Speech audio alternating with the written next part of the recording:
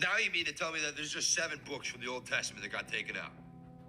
I like this guy, Tremaine, but no, that's not correct. But no, I looked this up. Guess what? There's 7 books that got removed in the Reformation.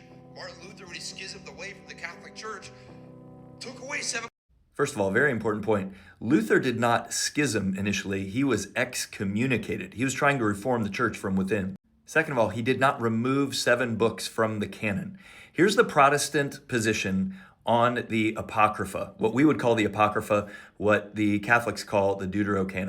The apocryphal books were contested throughout church history. It was not until decades after Luther in 1546 when the Council of Trent finalized that they believed that the apocryphal books should be in Scripture. Here's why Protestants believe that the canon should not include the apocryphal books and why that is a legitimate position in the history of the church. Number one, Protestants accept the Old Testament that is written in Hebrew, and the apocryphal books are written primarily in Greek. We accept the same list that the first century Jewish historian Josephus regarded as the canonical Old Testament scriptures. Number two, we use the Bible that Jesus used. He operated within the Hebrew scriptural tradition. In particular, in Luke 24:44, he cites the law, the prophets, and the writings, which is inclusive not of the Apocrypha, but of the Old Testament books that we consider canon. Number three, historically, it's very complicated. The canon has been contested whether or not to include the Apocrypha or not for millennia. There were councils, local councils like the Council of Rome, that believed that the apocryphal books should be in the canon. But there's definitely division among the church fathers. Athanasius was one who did not believe that the Apocrypha should be in the canon. Athanasius was no slouch. He was one of the most important theologians in the history of the church. He was the main defender of Trinitarian orthodoxy.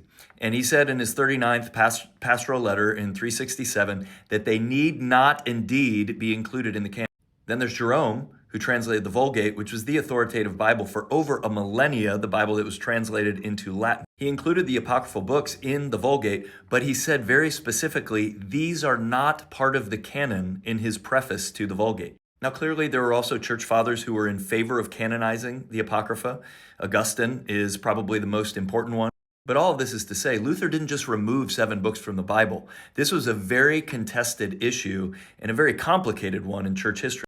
One more point, Eastern Orthodox Deuterocanon differs from the Roman Catholic one.